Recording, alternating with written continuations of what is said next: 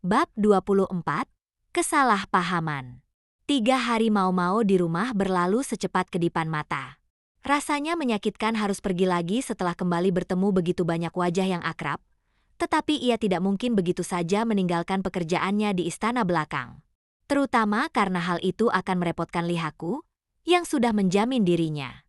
Dorongan terakhir datang dari Madam Rumah Verdigris, yang bahkan sekarang masih sibuk memilih pria sadis yang paling cocok untuk dijadikan pelanggan pertama Mau-Mau. Aku akan pura-pura saja bahwa semua itu hanyalah mimpi yang sangat menyenangkan. Ketika ia melihat Pak Irin yang licin dan Lihaku yang tampak seperti segumpal madu yang meleleh, Mau-Mau merenung bahwa mungkin ia telah membayar hadiah yang terlalu mahal. Tempat berikutnya yang akan dikunjungi Lihaku untuk bersenang-senang sudah seperti ditakdirkan. Setelah mencicipi nektar surga, ia tidak akan pernah lagi puas dengan sajian hambar dari bumi. Mau-Mau merasa sedikit kasihan padanya. Ia yakin Madam akan mengurasnya sampai tak bersisa. Tetapi itu bukan urusan Mau-Mau. Dan begitulah ia kembali ke paviliun Giok, membawa oleh-oleh, hanya untuk mendapati seorang pemuda secantik bidadari yang tampak sangat gelisah. Ia bisa merasakan sesuatu yang beracun tepat di balik senyum halusnya. Mengapa ia tampak menatapnya dengan tajam seperti itu? Terlepas dari kepribadiannya, ia memang luar biasa tampan. Tatapan tajam yang diarahkan padanya sedikit mengintimidasi. Mau-Mau menundukkan kepala, berharap bisa menghindari kerepotan berurusan dengannya, dan mencoba langsung menuju kamarnya. Tetapi ia mencengkeram bahunya dengan kuat. Mau-Mau merasakan kuku pria itu menekan kulitnya. "Aku akan menunggumu di ruang duduk," katanya, suaranya seperti madu di telinga Mau-Mau. Madu aconitum tepatnya. Beracun. Di belakangnya, Gaoshun menatap Mau-Mau dengan mata yang seolah memohon agar ia tidak melawan. Ia juga melihat Gyokuyo, yang matanya berbinar meskipun tampak sedikit gelisah. Lalu ada Hong Niang, yang memandang Mau-Mau dengan apa yang ia tafsirkan sebagai teguran, dan 3 dayang lainnya yang tampak lebih penasaran daripada khawatir. Ia menduga dirinya akan diinterogasi habis-habisan setelah ini selesai. Apapun ini. Mau-Mau meletakkan barang bawaannya, berganti ke seragamnya, dan pergi ke ruang duduk. "Anda memanggil saya, Tuan?" Jinshi sendirian di ruangan itu. Ia mengenakan seragam pejabat yang sederhana, tetapi tetap terlihat anggun memakainya. Ia duduk di kursi dengan kaki bersilang, siku bertumpu di meja di depannya. Dan di mata Mau-Mau, ia tampak dalam suasana hati yang lebih buruk dari biasanya. Mungkin itu hanya imajinasinya. Ia berharap itu hanya imajinasinya. Ya, itu saja yang akan ia yakini, ini hanya imajinasinya. Penenang biasanya, Gaoshun, tidak terlihat dimanapun. Selir Gyokuyo juga tidak ada. Dan itu membuat situasi ini tak tertahankan bagi Mau-Mau. "Aku dengar kau pulang ke rumah." Jinshi membuka percakapan. "Ya Tuan." "Bagaimana keadaannya?" "Semua orang tampak sehat dan bersemangat. Itu yang terpenting." "Oh, begitu?" "Ya Tuan." Jinshi tidak berkata apa-apa lagi, dan Mau-Mau pun diam. Jelas percakapan ini tidak akan mengalir lancar. Akhirnya Jinshi mendesak. "Lihaku ini. Orang seperti apa dia?" "Tuan, dialah yang menjamin saya untuk keluar dari istana." "Bagaimana Jinshi tahu namanya?" Pikir Mau-Mau. "Lihaku akan menjadi pelanggan tetap. Sumber pemasukan yang besar. Orang yang sangat penting, memang." "Kau tahu apa artinya? Kau mengerti?"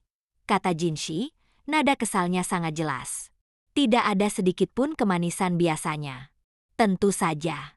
Seseorang haruslah pejabat tinggi dengan latar belakang tanpa celah untuk bisa menjamin orang lain."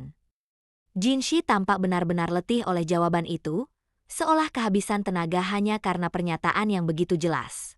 "Apakah dia memberimu tusuk rambut?" "Pada saya dan cukup banyak yang lain." Ia membagikannya kepada setiap gadis yang dilihatnya. Tampaknya ia merasa berkewajiban melakukannya. Meski terlihat mengintimidasi, Lihaku sebenarnya cukup murah hati. Desain aksesorinya bersih dan sederhana, tetapi pengerjaannya kokoh, dan secara keseluruhan itu benda yang cukup indah. Jika suatu saat Mau-Mau kekurangan uang, ia mungkin bisa menjualnya dengan harga lumayan. "Jadi kau bilang aku kalah dari dia?" Aku dikalahkan oleh pernak-pernik yang diberikan sembarang orang karena merasa wajib.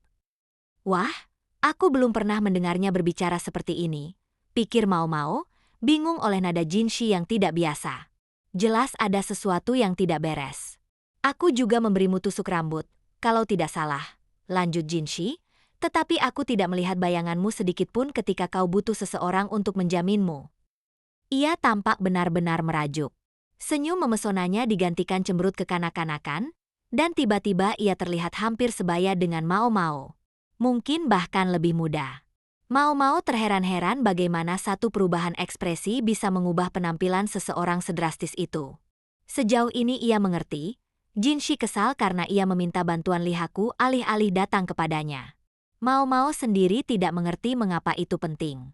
Mengapa ia ingin menambah satu hal lagi ke dalam daftar tugasnya?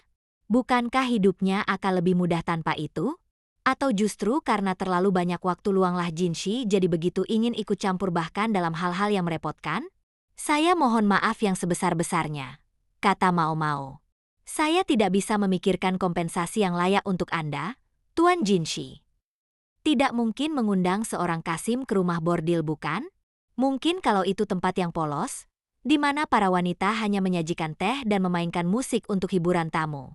Tetapi Mao Mao tahu betul itu bukan satu-satunya hal yang terjadi di rumah Verdigris. Ia enggan mengundang pria yang sudah bukan pria lagi ke sana. Selain itu, ia harus mempertimbangkan siapa Jinshi sebenarnya. Mao Mao bisa dengan mudah membayangkan rata-rata pelacur jatuh sepenuhnya di bawah pesonanya. Ia yakin Madam akan mengamuk jika ia memperkenalkan pria seperti itu kepada para gadisnya. Kompensasi? Maksudmu apa? Kau membayar Lihaku itu. Ia tampak sangat rusik. Sentuhan rasa tidak aman kini menambah suasana hatinya yang buruk.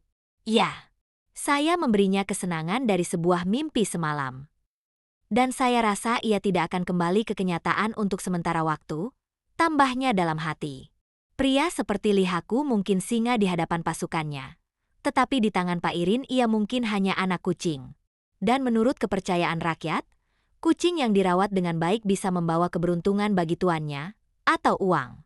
Mao Mao menatap Jinshi dan menyadari darah telah menghilang dari wajahnya. Tangannya yang memegang cangkir teh gemetar.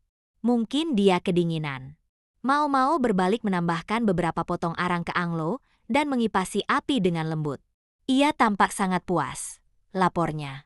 Itu membuat saya merasa semua kerja keras saya untuknya terbayar.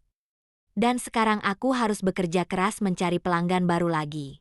Mao Mao mengepalkan tinju, menunjukkan tekad pribadinya.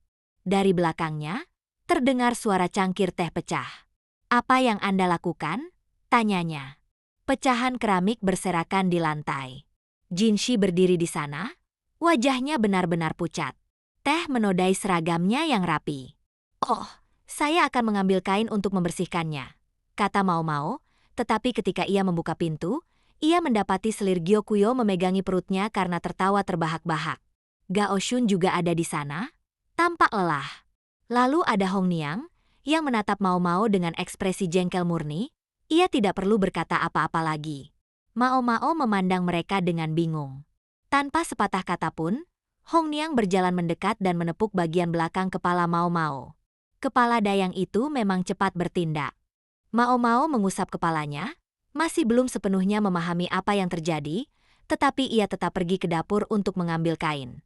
Berapa lama lagi Anda akan merajuk? Tanya Gao Shun, berpikir bahwa ini akan menjadi sangat merepotkan. Bahkan setelah kembali ke kantornya, Jinshi hanya berbaring terkulai di atas meja. Gao Shun menghela napas. Perlukah saya mengingatkan bahwa Anda seharusnya bekerja? Meja yang baru saja dibersihkan dengan susah payah kini kembali dipenuhi kertas-kertas baru. Aku tahu. Aku benci pekerjaan. Jinshi tentu tidak akan pernah mengucapkan jawaban sekekanak-kanakan itu dengan lantang. Ia tidak akan terlalu terikat pada mainannya. Setelah percakapan Jinshi dengan Mao Mao, Gao Shun dengan susah payah menggali klarifikasi dari selir Gyokuyo. Pembayaran untuk penjamin Mao Mao ternyata berupa pertemuan dengan seorang pelacur bintang, katanya. Gao Shun tidak pernah menyangka gadis seperti Mao Mao memiliki koneksi semacam itu. Jadi apa sebenarnya yang dibayangkan tuannya? Ah, gejolak masa muda? pikir pria berusia 30-an itu. Jinshi sudah jauh lebih tenang sejak saat itu, tetapi suasana hatinya tetap buruk. Ia telah bekerja keras menyelesaikan tugasnya dan bergegas mencari Mao Mao, hanya untuk mengetahui bahwa ia sudah pulang bersama seorang pria yang tidak dikenalnya. Itu pasti terasa seperti petir di siang bolong. Sayang sekali, pikir Gao Shun, tetapi ia tidak bisa terus-menerus menenangkan amukan anak besar. Akhirnya Jinshi mulai mengerjakan tumpukan berkas. Sekilas melihat suatu berkas dan menilai tidak bisa menyetujuinya, ia akan menaruhnya ke samping. Belum lama ia menyelesaikan satu tumpukan, seorang bawahan datang membawa tumpukan baru. Gao Shun merasa tuannya seharusnya merenungkan beberapa berkas itu sedikit lebih lama. Banyak di antaranya adalah proposal dari pejabat yang hanya akan menguntungkan diri sendiri. Gao Shun menyesalkan bahwa beban kerja tuannya bertambah karena alasan serendah itu. Tanpa terasa matahari mulai terbenam, dan Gao Shun menyalakan lampu. "Permisi tuan." Ia melihat seorang bawahan datang dan segera menghentikannya. "Kami sudah selesai bekerja hari ini. Mungkin Anda bisa datang besok." "Oh, ini bukan urusan pekerjaan, tuan," kata pria itu sambil melambaikan tangan dengan tergesa. "Sebenarnya?" Dan sambil mengerutkan dahi, pembawa pesan itu menyampaikan situasi yang sangat mendesak.